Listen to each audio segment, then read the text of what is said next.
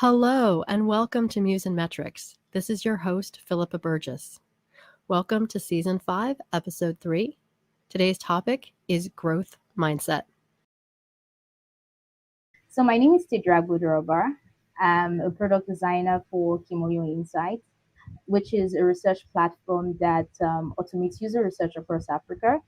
I'm a WTM ambassador, which I'm particularly excited about because it's all about giving back to community. And when I look through my entire tech journey, it all had to do with community. Getting started and getting to the point where I am currently is all community. And also, I'm also one of the co-leads of the GDG community as well in my local community. And it has all been an absolute experience so far, and I love it. Oh, that's wonderful. I also am new to being a WTM ambassador. I started last November, so almost coming out, not quite a year. And it has been the thing that that's a year. It's coming up on it. Yeah, we're moving quickly, and that was the thing I was missing because I'm in my third career, and I had left industries that had really very tight knit communities, and I wanted to sort of set off on a new direction, and I was missing community, and this has given me that sense of community, and it's been so incredibly powerful to have that, and then to help me expand and build additional communities through the resources and friendships and opportunities that I've gotten through this program. Yeah. So you also speak to having so there's two sides of it. There's what we get as ambassadors and the community we have with each other and the resources that were provided by Google, and then the communities that we help to empower and that we build as leaders, and how we want to speak and share and empower, inspire others through our learnings, our skills, our trade, and how we want to address issues that are real issues and challenges for women, especially in the tech industry, as well as inspire other people about what's possible. You talk about this community that helped you. Who are these people? Is it from an academic forum, from a professional forum? Who are the ways that you were able to identify mentors? How did you even set up on the path of I want to be a product designer? Okay. All right. And oftentimes when I think about the story, it's a very interesting one, because the first time I made up my mind, I wasn't even sure if I wanted to do product design.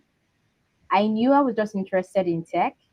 And because I had a bit of graphic design experience, I just said, okay, maybe this is something I'll be interested in. And I went on Twitter.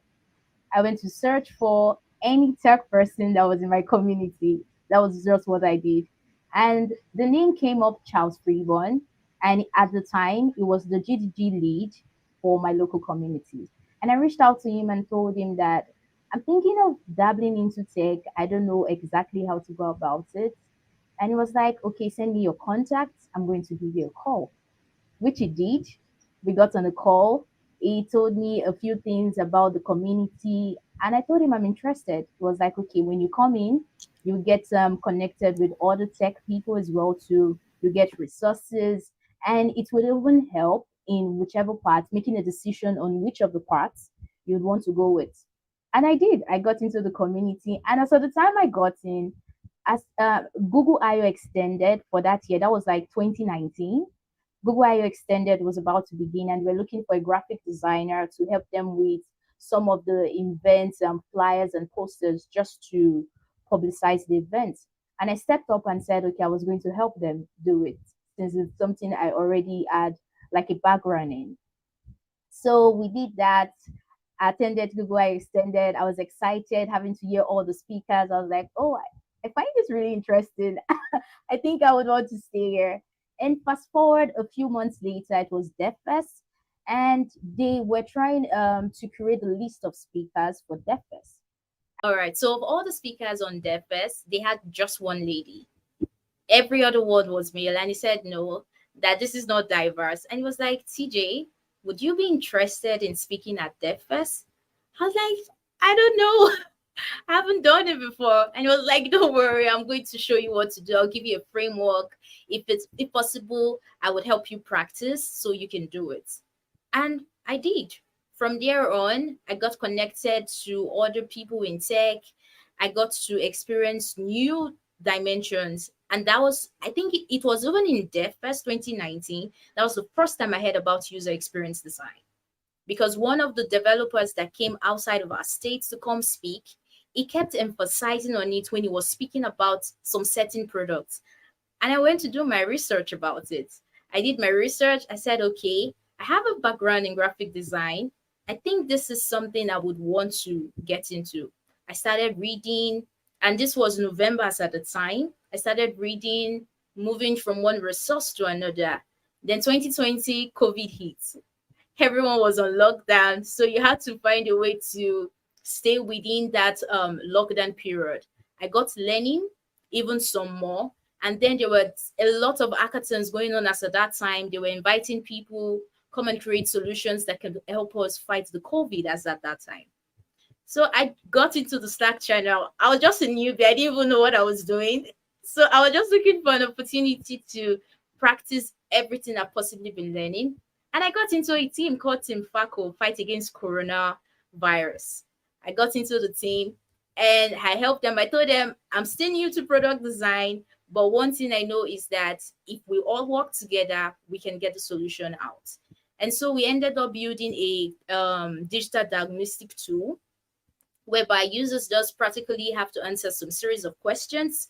They go through some series of process, and they can give them like a shot of if they have symptoms of COVID, get them to the nearest hospitals around, or even an opportunity to book an ambulance to come get them if it's a situation that it's critical. And to our surprise, one of the hackathons we applied to, which was COVID-19, we ended up winning the hackathon, which was amazing. I was like, wow, I think product design is something I want to do, because when we won that, I just went from the point of product design is not just about pixels. It's not just about making things beautiful. It's about solving a problem. And with design, we just solved the problem and we ended up winning. We were not expecting it, honestly. And that was it. I started moving from internship to internship. I started learning, joined fellowships, and today we're here. I love that. What a wonderful story about also crisis as opportunity. We have this global crisis and teams are coming together to say, how do we solve this? What do we do? And being able to raise our hand. Yes, exactly. I can. And oftentimes the transition is not really easy. It takes a lot of dedication, and you have to be disciplined as well, because there's this tendency of you wanting to draw back and get back into your shell, which is your safe zone. I don't want to move. I think I'm okay with what I have. But with the way things are working and the trends are constantly changing, you have to constantly evolve as well too with those trends. So I agree with you. For every micro interaction that doesn't work, you're like, no, this isn't working. And there are some that are just very artistically pleasing, but then you find so many bugs, it's not usable, it's not functional. So to what end? And at the same time, some people will tell you that, oh, it doesn't really have to be beautiful, but does it work? Does it solve the problem? And at the same time, it's important for it to be visually appealing, and it's also important for it to be usable and functional. Everything is what creates the experience. That's what keeps you going back to the product, because you're like, oh, I love the interface. I love the micro interactions. It's solving the problem I wanted to solve. Everybody's happy. And I think also that's another important thing when it comes to like careers in product design, because oftentimes you find that there are different craft levels. You find some really new designers that they can create very appealing UIs. When you look at the UI, you like the color contrast, everything is amazing. But then it comes to the functional part, which is the UX. You find that there are still some labs that needs to be covered. Sometimes you find out that there are levels. That's why you find out that you have like a product designer, a junior product designer, senior product designer. That's because the level of their UX experience is totally different. And as they grow in that user experience, they tend to hone their craft more. That's why you see oftentimes junior designers, they cannot work on really complex projects because it gets overwhelming. But for senior designers, they understand the experience and they are able to convert that experience into visually appealing interfaces as well. That's why you see some products really appealing, really functional, and you want to keep going back to it as well. And you only get that Yes. experience by getting that experience, which comes back to, I think, why community is so important, because the people that know and trust you to come onto that team, and that experience is now going to Yes. grow you to the next level, to the next opportunity. I've always worked for a company ever since I got into product design. So basically, like you said, the company basically handles all of those other aspects. I just need to focus on what I'm there to do, which is actually lead the design of our different software and product solutions. And with that, it allows you to actually focus on what is important, because then there are other people to take care of the other aspects that needs to move the product or the company to the exact vision that you're trying to achieve as well.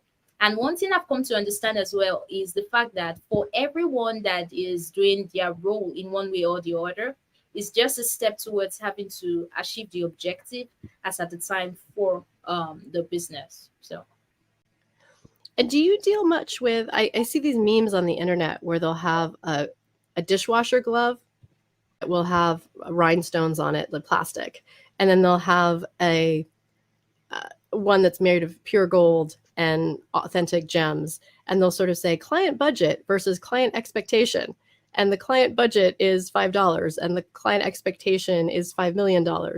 And they are you reined in with what you do to understand how much resource has actually been given to a particular project, to know where your limits are in a product development task? okay. All right. Okay. So basically, how it works now in my current company, we don't really have like the entire details of how much resources is put into it. But what we do is that at the beginning of every quarter, based on the resource that is available, we get like a list of objectives that will cover through for that resources for the quarter. And so with that objective, we tend to like have several goals that would be able to help us achieve the objective we want to achieve for that quarter.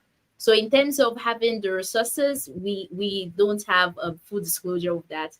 That's only on the high level management side of things.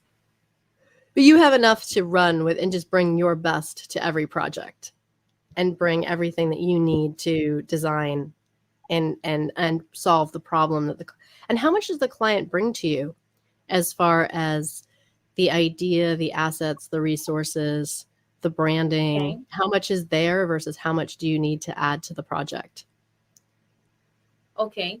So it basically depends. There are sometimes that I basically take on projects that are for maybe an external client when maybe I have the free time. So most of the times for such clients, I first of all I get on a meeting with them just to basically understand what they're trying to do, what solution are you trying to solve, and all of that.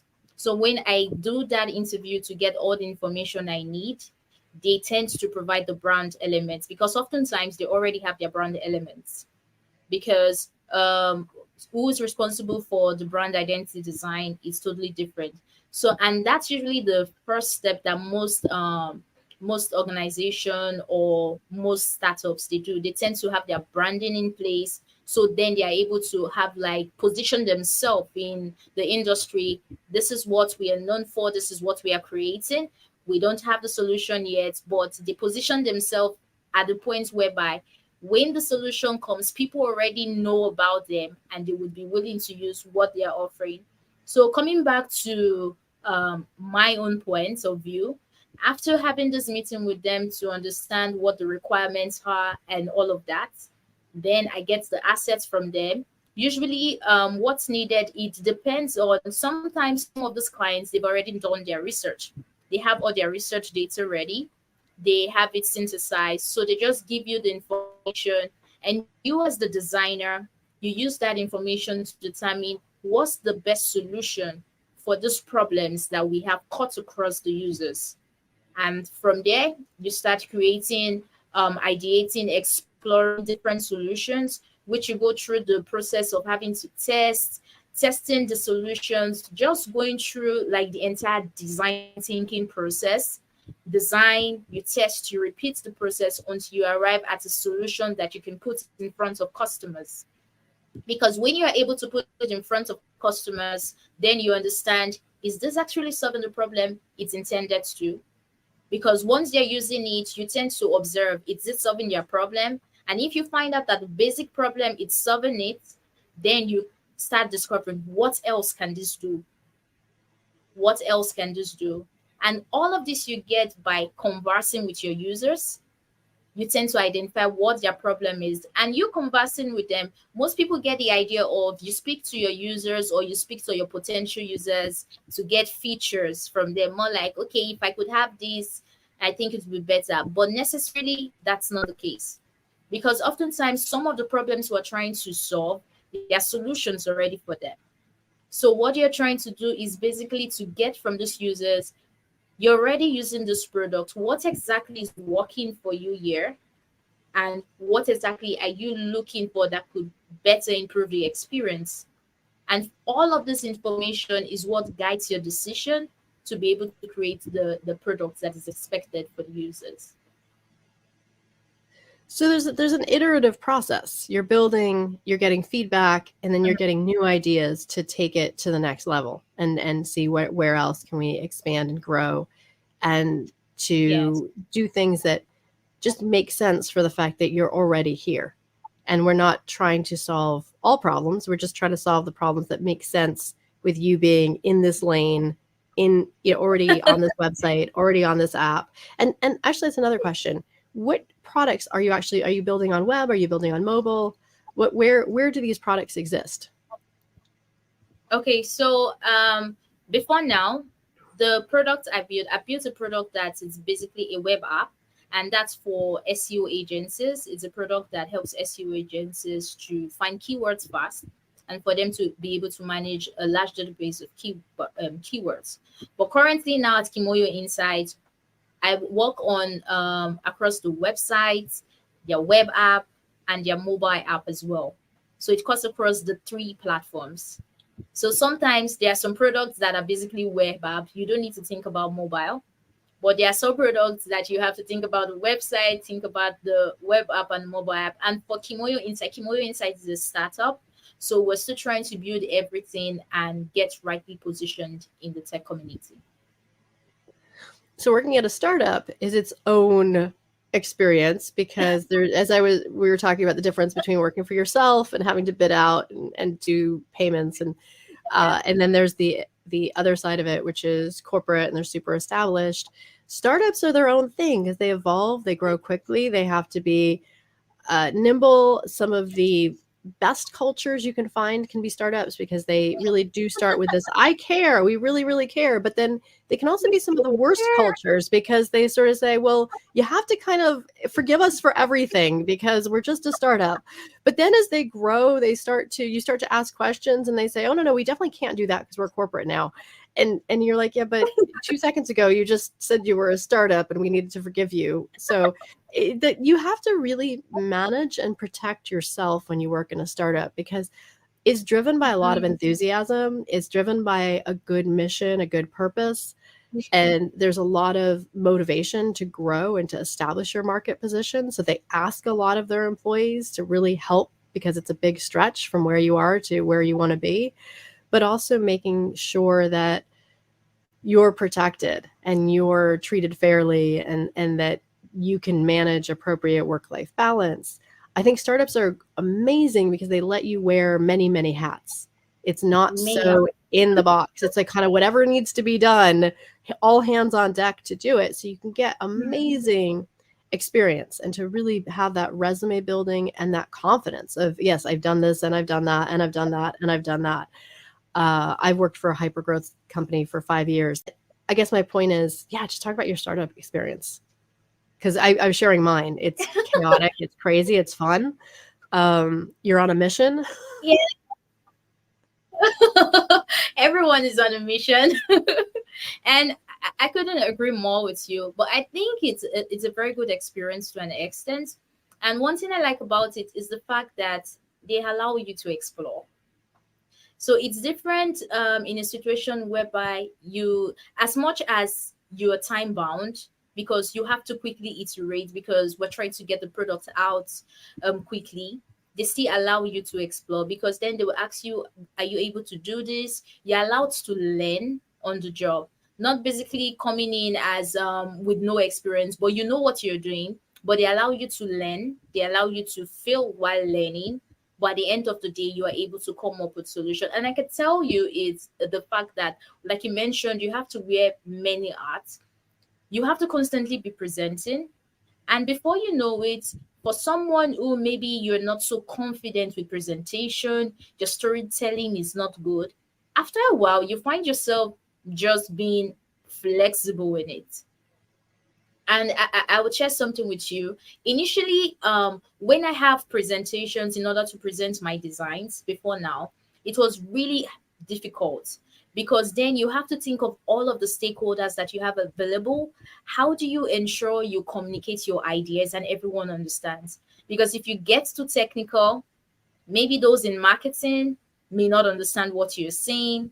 And maybe if you're not so technical, engineering might be wondering, what she's saying. So you should be able to communicate in such a way whereby you're speaking everyone's language. Managers, they like to hear the word metrics.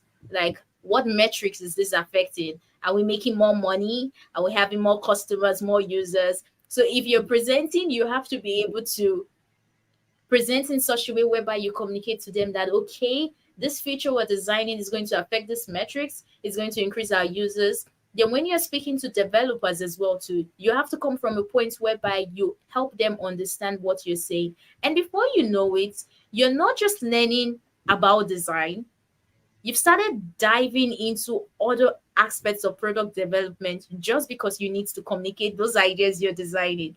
And it's very interesting because you find yourself reading even more and you get better. And honestly, sometimes when I watch myself, or maybe when my teammates, they get back to me and tell me that, TJ, I really love how you explain this, and I smile and look back, I was like, this never used to happen. I used to be so terrible at this, but I've been given the opportunity to learn, fail in the process, but we're here for you. No one is going to judge you, and you find that you keep growing. And honestly, I love it. I love it to an extent. That's fantastic. I do think that startups offer excitement and growth where bigger corporations can offer more stability and just and Yes. and so it's a different, but when you're in that, but sometimes when you go to a larger corporation, you don't really expect the promotion. Like, go in there with the job that you want at the level that you want and be satisfied with that. And if you don't really move very far, then you're okay with that because you're really happy with the place that you got in. I think for younger people who are ambitious, who want to grow, startups are so great because all these challenges, all these opportunities are coming at you. And whereas when you're corporatized, they've sort of hired you to do one thing and they just want you to do that really well. And in exchange, they'll give you stability. And I think that startups are really, there's so many ways where you're encouraged to grow and that there's growth. And that I've noticed that people who stay at startups and really stay the course can end up in some really nice positions as those companies do become more corporate and do get more established. Those who are there from the beginning and took those opportunities to learn and grow and find their perfect expression of who they are and where they best deliver on their talents. And some of those talents, like you said, are completely developed, like speaking, presenting. And you only get there with practice. I think the name of the show is Muse and Metrics. Muse is to capture the creative and the let's just explore and what's possible. and the metrics, which is, let's talk about the details. Let's talk about the tech, the science, the math, the part of it that's very grounded in solutions. And so that's where I kind of named the show Muse and Metrics, because that I felt was a proper expression of who I am. I'm very creative, but I'm very practical. And I think I just finished a leadership class, and in it, we talked about the different types of leaders that we can be. And what I really appreciated about class is they said, it's not that you have to pick one, it's that all of these can exist within us, that we can be strategic leaders and that we can be operational leaders. And I think that many of the women I speak to who are women tech makers ambassadors already come in when they apply to the program in being strategic leaders and operational leaders. And it feels like all of us in this program are becoming better thought leaders and better bridge building leaders. That those are the skills that we are getting to work together to enhance and improve. And I think that public speaking, presenting is all part of thought leadership and bridge building leadership.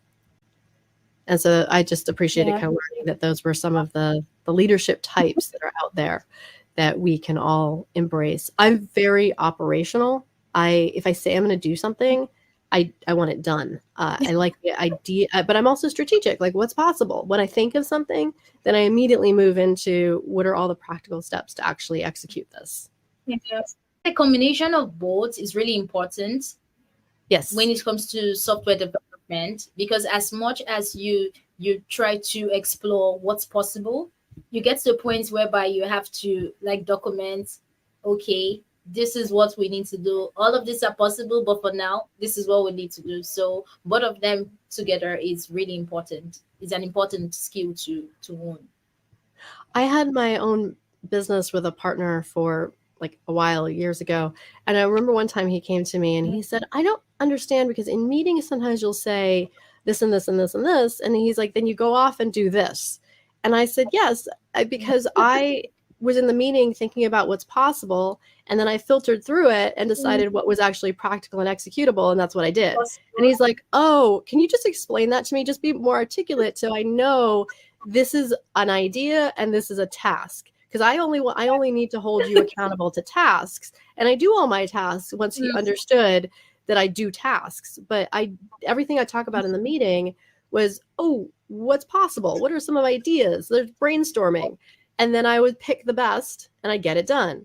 And once he understood that, he's like, oh, okay, great. That's totally helpful. Just let me know so I'm not left with the meeting having written all the things you said down, thinking you were going to do all of those things. I was like, okay, perfect. Because we do have to filter through the possible to the actual executable. What's worth the time? What's worth the money? What's worth the impact? Yes. All of those, putting all of those into account, it even helps you to time box what exactly you should do. Because when you have all of the explorations, there's this tendency of you having to like, oh, there isn't enough time. How am I going to get all of this done? But the moment you have the tasks that you're supposed to do, you find that it's easier for you to complete and you can move to the next as well too. Yeah, I see that has been a recent struggle for me in my YouTube life, because I have all these different interests and these different things I want to talk about. And so I box them into niches. And then I have these ideas of these videos that I want to make, but then I get analysis paralysis, because each video has multiple steps. You have to have planning, you have to have the assets, you have to, all these things. And I have just fallen into analysis. Yeah, I just freeze. So now I'm trying to figure out like just specifically what I'm supposed to do. Because if I know what I'm supposed to do, I'll get it done. But if I get too overwhelmed with where do I start? What do I do next? I'm not nearly as productive. And I think that's where I also had to pull back from what are my technical limitations. When I really made peace with, I no longer have editing on my computer. What can I do now? And suddenly realized that I was like, or to be specific, I no longer have Premiere Pro editing. I have an audio editor I use that has some video functions, and I haven't fully explored yet what they are. And they actually might do the job. I could So I shouldn't say I have no editing. I just don't have fancy editing. But I also don't have this, like you talked about the levels. I don't yet have the skills yet to do the fancy editing. I want to learn it, but I also, maybe I should have my audience first. Maybe I should just get in the practice of doing the videos with what I have. So I do think that growing and learning and understanding, like you said, time limitations, skill limitations, and just working with what you have and building on success. Because when you said, like, I'm sure when you got that award, your confidence level of what can I take on now? What's next? Where do I go from here? It doesn't have those awards, and that positive feedback from other people has such a positive and actionable way of sort of how we perceive ourselves and what we want for ourselves. Can you talk a bit about that experience of being acknowledged publicly for the work that you did? Okay, so having to be acknowledged for the work I do, it comes in two ways, because you have to also be careful, because you can get to a point whereby you get all of these acknowledgments and then you tend to put so much pressure on yourself, like, what am I going to do next to be acknowledged? What am I going to put out there to be acknowledged? So you have to first determine to beat that down and just basically focus on growth. Because if you allow the pressure to get into you, then it's not going to be about you focusing on your growth, but it's going to be about you trying to see what the social media is going to do for you, or what you're going to get from them. So simply put, I would just say it's been really a good experience, because when I get most of these acknowledgments, it tends to make me understand that what I'm doing is valuable. People actually understand what I'm doing. And then I ask myself, how can I get better? Yes, sometimes I get into that zone of having to, like, thinking of a lot of things I want to do. And like you said, I tend to have that analysis paralysis, like, I want to get this done, I want to get this done.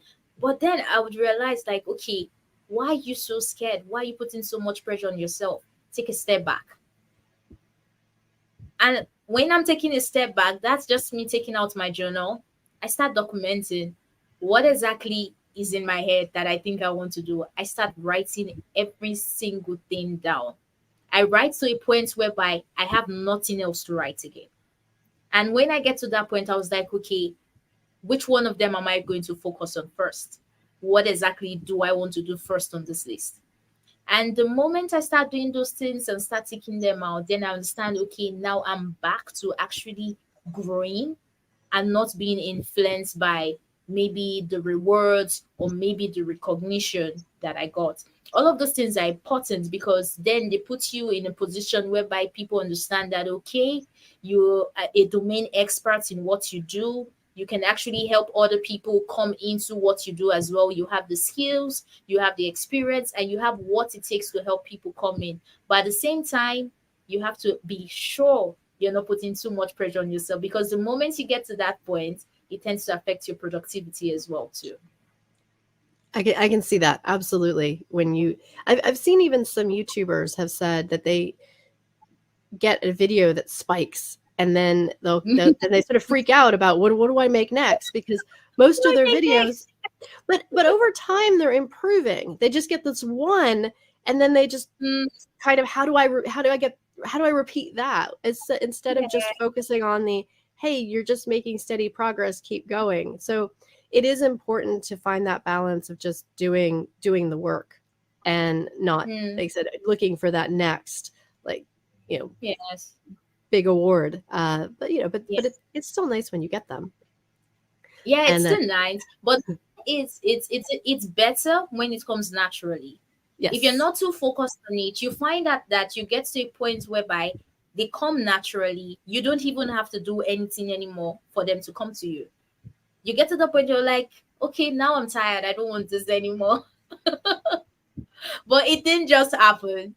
It took a while. And oftentimes, I think a lot of people, they go into that point whereby, because they're not able to, like, consistently see the growth, they tend to feel they're not growing. So the moment they get to the peak, they'll be like, how did I get here? But if they actually documented the growth process, they would see they've been moving, but more like a tortoise, moving slowly. Then all of a sudden, you're like, okay, it's actually a process. And until you're able to see that, you just feel, oh, overwhelmed with everything that's happening. I want to bring that point back to community because being a graduate student, Mm, I trust my teachers, my professors, the university to mm, take me on a 16-week learning transformation.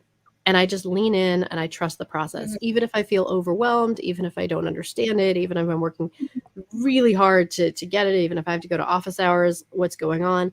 A lot of the technology I love, but it bends my brain because I don't think that way naturally. And then once I kind of get it, it kind of clicks and it's like, oh, okay. But it took mm, me a while to get there, especially learning these mapping softwares that we use or SQL. The logic of it makes sense, but it just takes me a while to get there. And just to have that yeah. trust that it's okay to feel kind of overwhelmed, it's okay to just go with it. And like you said, that incremental growth and having done a 1 year certificate, coming out that other side, also Mm, realizing that 1 year wasn't nearly enough. And I sort of signed up for the full second master's beyond the certificate. I, but I mm, felt like in that 1 year certificate, I feel like I have enough credibility to now go mm, back and teach people who are at the beginning and use that mm, to really polish my skills, really say, do I know this well enough? Do I know the mm, terminology, the language, the logic, or how to apply that particular geoprocessing tool for a particular result? Do I know all the steps? mm. Can I explain it to someone else? Is actually rooted in wanting to help other people, but really grounded in I want to know this well for myself. And so we learn by teaching. So I Yes. think when you talk about that incremental growth, I guess Mm, part of it is there's a community around us that lets us get yes. uncomfortable because there's people that we can ask questions of. There's people we can ask for help. There's people Mm, we can sort of say, hey, I've taken on this aspect of this project, but I don't really know exactly the way forward here or how to yeah. implement this or what the most efficient way is. So the ability to be in that community helps us grow, and then we're able to turn around and give back to that community. Yes. Can you elaborate on some of those? Yes, absolutely. Yeah, absolutely. So currently now, there are some women who are wanting to learn product design that I'm currently mentoring now. And one thing I've come to understand ever since I started mentoring them was the fact that if I don't understand fully what I do, I won't be able to teach them anything. And one thing I've also understood is that the more I get to work with them, the more I get to mentor them, I tend to learn even better. Because when I know I'm going into a meeting with them, I understand that okay, if this is what I'm going to focus on today, I need to know very well the basics. I need to know it even more than the basics so that I can actively teach them what is expected to do. And I found that when you get to give back so much to the community, it helps you in the process. And that's one thing that I've come to understand in the long run. In as much as you're giving back to the community, some of the times people are like, oh, you spend a lot of time giving back to the community. But at the end of the day, I'm helping myself too. Because then, before I give back, I have to learn. And like you said, if you're not grounded enough, if you don't know the domain well enough, you can't pass any knowledge to anybody. No one will even take you serious because then you won't even be credible. So having to have this opportunity to give presentations on certain topics, offer mentoring, it helps me to learn as well. Because if let's say for instance you do a presentation on a particular domain topic, definitely questions are going to arise. Questions that might not even be in your presentation. If you don't have understanding of the domain subject, you won't be able to respond to the questions. What that comes back to is the fact that you have to know what you're doing, ensure you learn even more about it for you to be able to function well. And ever since I started mentoring the community and giving presentations, it has really helped because it allows me to force myself to read. And reading is hard. Nobody loves to read. Nobody loves to read. Nobody loves to do courses or do anything whatsoever. It's stressful because you think after a day's work, I just need to rest. But then it's helpful for you because when you read, you become more knowledgeable and also you become more confident in what you're doing. So it's absolutely really important. I completely agree with that. And that's, I mean, being in university, that's what they do. They say, here's your reading list. And we grow through the books that we read, the articles that we read, and the exercises that we do. And then the lectures are there to reinforce key points and bring it together in a discussion. And I think that one of the things that has been transformative for me going back to school mid-career is that when I started school, we only had the choice of reading paper. And then now there's reading digital. And actually my favorite thing, and I do it quite a bit, is read it to me. I can now take any PDF and bring it into Microsoft Edge and hit read it to me. And I have found, my dad will sometimes say, well, like, he's like, well, it's so much slower to have it read than just to read it yourself. But I got to the point where I'm like, I can't read anymore. That at the end of a long day, I can just lie down and just have it read to me. If there's pictures or things like that, I can look at the screen and kind of watch it. But it's a little slow to kind of try to read and have it listened to. So sometimes I'll just, sometimes I'll even play a game just because a game keeps me awake from not falling asleep, but it's mindless and I'm listening and I'm hearing everything. Or I'll have a step away from the computer as opposed to being wired into it. And with a wireless, I can go do a task while I'm listening to it. And so I find that it doesn't matter to me how you take in the information, whether you take it in through video, whether you take it in through audio, through reading digitally, through reading paper, however you want to take in the knowledge, take it in, because there's a lot of really good stuff out there that grounds your knowledge, but also when you talk to other people, you now have these new ideas to reference. Because when you are able to reference so many other domain experts, it actually means that, okay, you're not just in your own space, you understand what is happening in the industry. And that makes it all the better. And just going in and listening to that event, how much more I know about the Palm 2 and Gemini and all the things that Bard AI is doing and Adobe Firefly, all of these really cool things. And then I'm seeing them happen when I Google, I see generate AI, I now just enabled my workspace. So I was in Sheets yesterday and I was able to add generative AI to, I'm working on this kind of table. Can you help me set it up? Boom, like the whole template is there.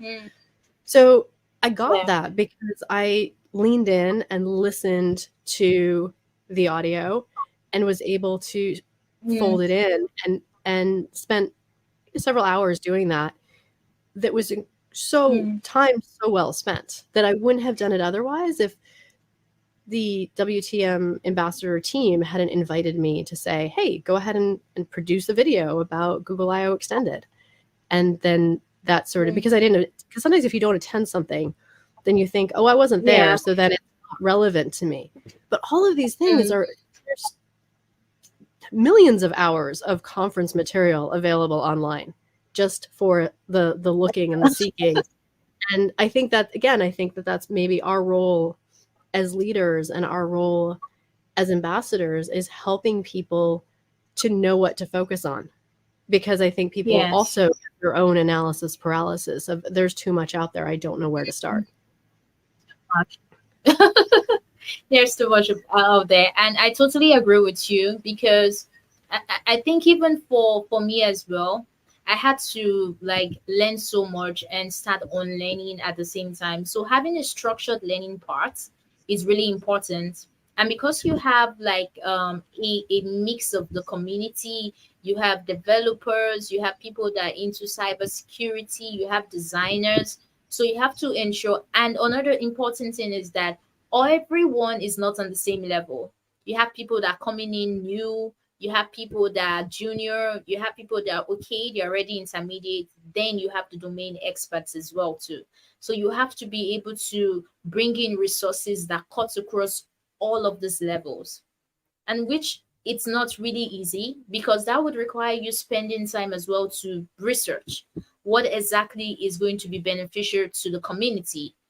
I don't just want to post junk, because it's easy for you to just see materials. Okay, this is a material on front end development, without having to go through it to see if it's something that is rich in content and would actually help.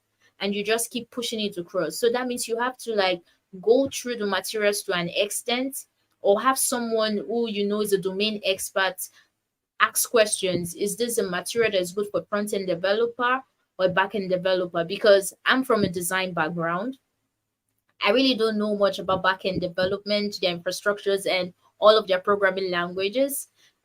What I do know is maybe I have a conversation with our back end engineer concerning what we are building, and maybe it tells me how it's going to impact the infrastructure. So I have limited knowledge and limited understanding when it comes to that background.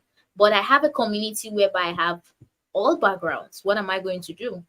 So there has to be a way where you strike a balance to be able to get the required resources available to them, so they have a structured learning part. Which brings it back to community, and why that community is so incredibly valuable, to have all of those people around you and to be able to reach into their area of expertise and to say, hey, we're thinking about this, or this is what we're trying to accomplish. And how does this work from your language and from your understanding? And they can sort of break it down to say, well, if you do it this way, it's this many hours and resources, but if you do it this way, it's a different package of hours and resources, and you can kind of make decisions based on that experience and those insights. Sure. Where without that, you might commit to things that are not as effective or efficient. So having all of those different people knowing that thing. I mean, even cybersecurity. One of the things another conversation that came up recently was just how, we think about like external threats as being cybersecurity. But when you're in a startup, sometimes like people, because there's a trust level, people are really fast and loose with passwords and just internal things that if someone is no longer working at the company, is the company, or just decides to be internally subversive, how secure is the company internally, not just from the external threats. And then a lot of people, aren't really thinking about in DevOps, there's also DevSecOps, and putting security into your applications, right from the foundation. But you really wouldn't know to think about that unless you had a security professional in that conversation with you. Exactly. So tell me a little bit more about some of the activities that you're doing at your local GDG. And what is the name of your local GDG? And just a little bit more about your community. Yeah, sorry, go ahead. Okay. All right. So my local GDG is GDG Worry. It's located in the south in Delta State, Nigeria. So that's where it's located. So most of the things that we do basically is to organize events. We have in-person and virtual events. We have an event that happens monthly that's called Meet Up. So we just have the community members come in. We have a certain topic we are going to discuss for that month. So we have like a series of topics. We might be focusing on maybe a particular stack for the month, just so we have this inclusion that everyone in the community is being accounted for, and we have something for every stack in the field. So we have those events, we have those activities, and there are times whereby we have workshops. Recently, we had a Google Cloud workshop for those that are interested in learning Google Cloud. So we had in-person and virtual workshop just to help those that are interested to get in. Because one thing that we got to understand was that it's very difficult learning alone. But when you have a community of people learning with you, it's easy for you to share what your issues are, what your problems are, and they're able to help you as well too when you're doing that. So those are some of the activities we're doing right now. But majorly our focus right now is we're looking towards DevFest having to make arrangements for Deaf Fest. But we also have a WTM event that will be coming up soon as well, to just to help the women in our community, because we recently got some new members into the community, because we've gotten to a point whereby people are actually going out to let people know that, oh, there's a tech community in Worry, have you heard about it? And you just have them coming in and they were like, oh, when are we going to meet? I would love to meet everybody and all of that. So we're looking forward to creating another event in person, so we get to meet all of those people as well too, and see how we can help them get to achieve the desired careers that they want to. That is so fantastic.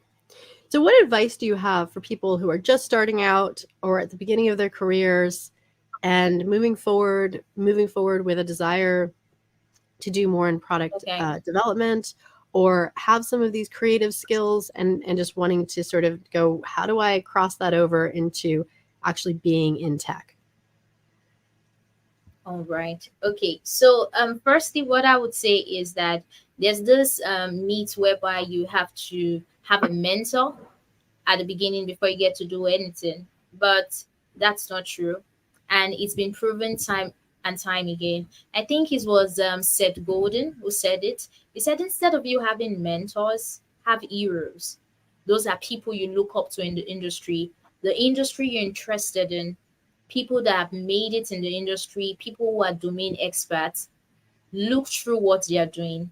And I've come to understand that that's something that has really helped me as well too. There's this designer, Tana Christian, is one of the lead designers in Netflix. He has this blog article he releases, and it was because I enjoy when he writes out his posts on LinkedIn. I like mostly how he communicates his ideas. I started reading his blog, and believe you, I learned how to write documentations just by reading his blog. Because why? He was one of my heroes. So it's important for you to have heroes. Don't wait for mentors, because mentorship, the idea we have about mentorship is having that one-on-one conversation. A lot of people are busy. You might not really, very few people will agree to be your mentor and spend time with you. And I tell you, when you get that, don't joke with it. It's a very good experience. But if you're not able to have heroes, people you look up to in the industry, that would really help you in the long run. Then for those who are wanting to basically come into product design or any tech field whatsoever that you want to come into, one advice I would give is to have a structured learning path. It might just be a course that takes you from maybe the idea stage to a newbie in that field. Don't try to dabble in on the trends, because it's very easy to get into the trends. Like, oh, web3 is what's trending now, everybody jumps into web3. Oh, now it's artificial intelligence, everyone is jumping into artificial intelligence. It gets to a point whereby you're no longer focused on your journey, but now you're focused on what's trending, what's everyone jumping into, and you won't be able to grow. Because until you are able to understand the foundations of what you do, every other thing that comes in is just the extra. You think of, how can I apply what I have to these new trends that are coming in, not leaving what you have to dabble into those trends to see what's going on in there. I think that's fantastic advice. And I think I do see the work I'm doing in GIS is intersecting with AI, machine learning. There's an application to it, but if anything, it's getting me more motivated to follow the direction of some of my heroes that say, get really good at statistics, learn calculus, like get foundational with this. You can all, there's a lot of top line discussions, but they really encourage go deep and go to the, lay a solid foundation. Because once you know calculus, statistics in my field, it's applicable across everything. It touches every aspect of data science and geographic information science. And it's there. And you can move forward without it. But once you see it and understand it, you start seeing it in everything and you start being able to apply it. And so those are things that, I am seeing the trends, but then I'm also wanting to have more of a basis and a footing in it. And which brings us back to the marrying the creative and the technical. Closing words, closing thoughts, bring us home. Okay, so closing thoughts. What I'll basically say is that for anything you do, it's important to have like a daily routine. And most times when people ask me, what's one thing you want to tell your younger self? And that would be, have a structured daily routine that you're consistent with. Because I've come to understand to an extent that when you're consistent with something, after a while, it becomes second nature. You can't change it. It's more like when you don't do it, your body system makes you understand something is missing. Today is not complete. So having that consistent daily routine is very important, not even just for your career, even for your well-being as well too. Having a daily consistent routine is really important. That is excellent advice. And actually, I think one of the things is when you're looking at a wish list or to-do list, I love looking at an 18-month plan broken into quarters. So there's these 6 kind of things of like, what are we going towards? Where can we be in 18 months? And it helps break down a big goal and not make it feel so overwhelming. If you say, okay, well, here's what I'm going to get accomplished in this quarter. But then I love what you're saying, to make sure that if you have things on that list, where do they fit in your week? And more importantly, where do they fit in your day? Because if you're not working on it every day, or at least every week, or a couple times a week, you're not going to get there. And so I love, again, the strategic, this is strategic thinking, and the putting it in your plan every day is the operational thinking. How do we actually realize it and make it happen? And we make it happen through those everyday actions. And it's nice to kind of know where you're hoping those everyday actions will lead you, because you're participating in some sort of discipline that either just helps your health and well-being, helps you relate and connect to your inner circle, your community, or helps you on some learning journey that you're on. So I think that's fantastic. Well, I so appreciate you joining us today. This has been fantastic. I really, really resonated with the idea of having heroes. And I think heroes also can be public figures, but this is part of, I think, also just networking, community, going to events. There's so many people that we meet along the way who are just being themselves, and they'll say something to us that just lands and resonates. I remember the first time I was at a GDG networking event, and I met someone who said, I'm a GDE. And I said, what's a GDE? Oh, I'm a Google development expert. And she was the first person I met who was a GDE. And immediately, like, she didn't need to be my mentor. She just needed to be the person who introduced me to that something was possible, and that it seemed worth exploring. And to the point that I said, oh, I want to be a GDE too. And I understood that this is a multi-year journey, and this is many, many steps involved, and a whole lot more learning than where I am today. But I was excited about that. Yeah. And so sometimes just even the casual interactions that we have when we participate in community can inspire us, or we can inspire others by something we do or say, that they say, oh, okay, you seem normal and approachable, and you're doing this. I can be doing this too. And so I think that, our heroes come in, and our mentors can come in all shapes, sizes, and forms of interaction. Exactly. I couldn't agree more with you. And just like you said, when you met the GD expert, oftentimes some of these heroes, they might just come up with a tool, or maybe a tool they discovered helping their productivity. You don't speak to them directly, but you find out that once you're able to take that information and apply it to your own processes, it works seamlessly as well too. So oftentimes they introduce us to tools, processes to help with our careers development as well too. So totally agree.